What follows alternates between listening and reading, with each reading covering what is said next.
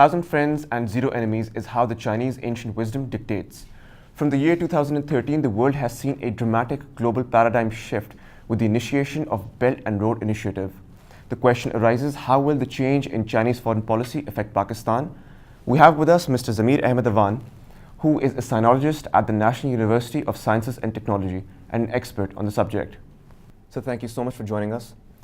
So the Chinese foreign policy has seen a drastic shift from keep a low profile and bide your time to a new policy orientation such as striving for achievement. Considering Pakistan's lack of a solid foreign policy, do you think we should take a lesson or two from China's book? Yes, China has emerged as a geopolitical power, and China is opening to the rest of the world, and China is playing a vital role, a leadership role in the international politics too.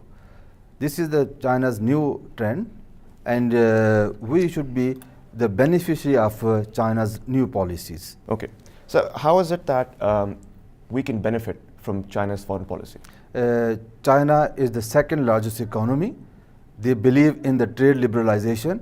We should get benefit out of its globalization drive in the form of the trade and more economic activities.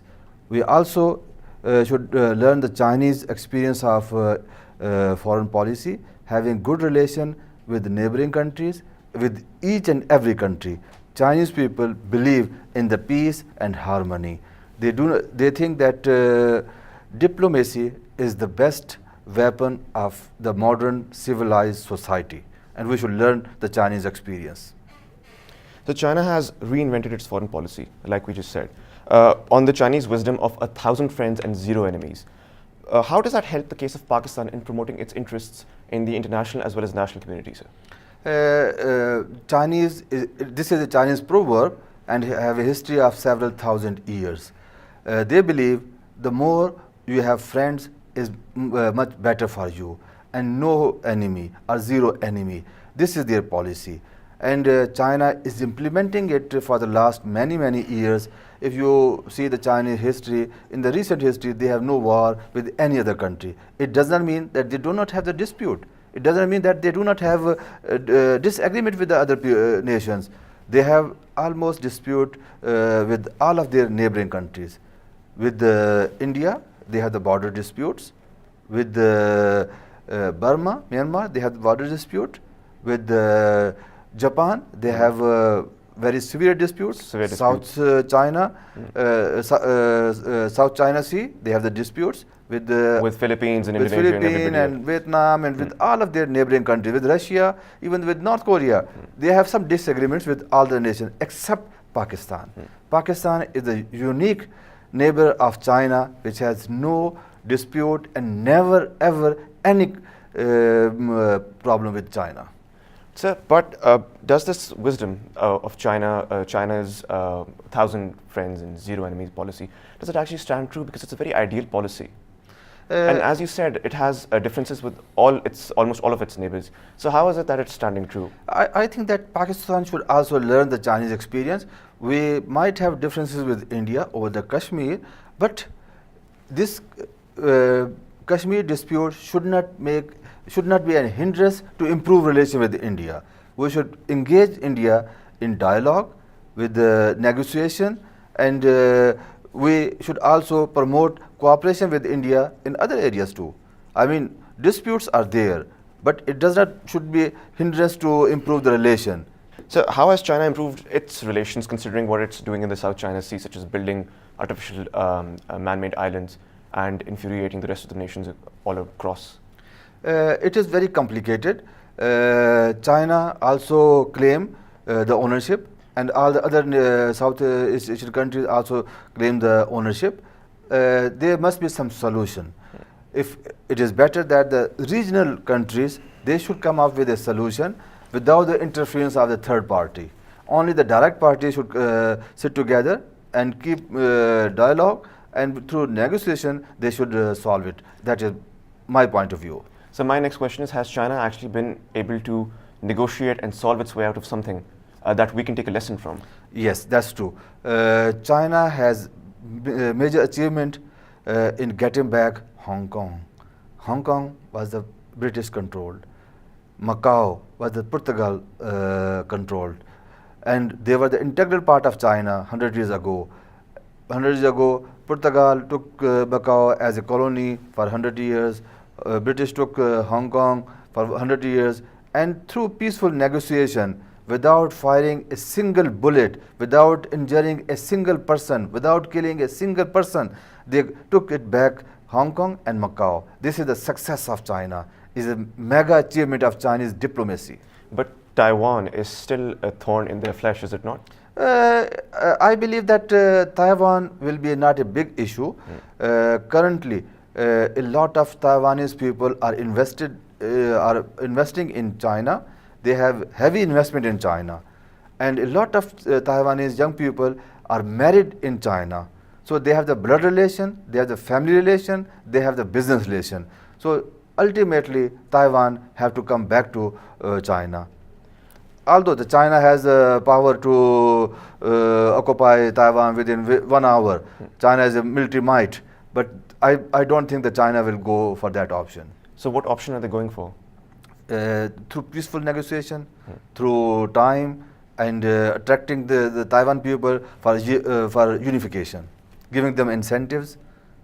So do you think CPEC has paved a way for better ties between Pakistan and the rest of the countries? In fact, China and Pakistan are two different countries with two different political systems, two different system of governments, two different religion, cultures, languages, but we enjoy ideal relation, unique relation, because we believe in the equality and non-interference of each other's domestic issues.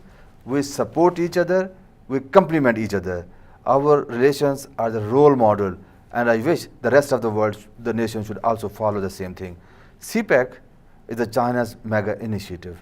It is a small artery of China's mega initiative, Belt and Road Initiative, launched by President Xi Jinping in 2013. There are 6 economic corridors, 69 countries included in this initiative.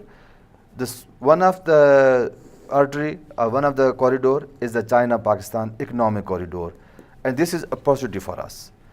Through CPEC, we can improve our relation with the 69 countries of the world in this region. That is a message of peace, connectivity, harmony, development, and prosperity. And we should be the beneficiary of Chinese initiative. And I think till now, Pakistan is one of the biggest beneficiary of BRI as a CPEC. So do you think the Pak and Russia joint exercises in the relationship that we've been building is a product of CPEC? Definitely, definitely. This is now, in fact, currently there is going to be, from today, it is a SCO summit. SCO is the Shanghai Cooperation Organization. 8 countries are the member of this SCO. Pakistan and India are taking part today's summit for the first time as a full member. And of course, this regional alliances or regional cooperation organization will play a very important role in the future. So CPEC has helped Pakistan in forming better ties with its international counterparts, but it has heightened aggression with India and the West. Do you think we can use the Chinese wisdom of 1,000 friends and 0 enemies and be able to mitigate the situation? This is expected. China is our traditional enemy, and since is our friend, traditional friend. India is our traditional enemy, yes, and since independence, India has not accepted Pakistan. So, of course, we expect anything wrong from the India, and we should have estimated or anticipated that there will be resistance from the Indian side. But we are not scared of it. We are capable people. We should keep India engaged in the dialogue. But the aggression is from both India and the West, especially the US. What can we actually do to mitigate this situation? Because it's a problem considering that CPEC is going to be a game changer for us, and we have hindrance forces such as Indians and the Americans in this entire situation. Definitely. Pakistan is a country with 200 million population, and we are the nuclear power. We have the capability and the capacity to formulate our foreign policy, our we have to capacity to set up our priorities, and if we think CPEC is the best option for us, we should move ahead and we should face all the challenges. But CPEC is based on massive loans that have been given to Pakistan. Up till now, it's been $50 billion. Do you think we'll be able to pay it back, or will we be in a difficult situation when we pay this back? Definitely, there is a lot of loan, but there are a lot of assistance also, or you can say gift from the Chinese side. There are some donation also from the Chinese side. The loan, let me explain you in this way. If I get a loan from you and eat pizza and burger and spend this money, and then there is no way to retrieve it back.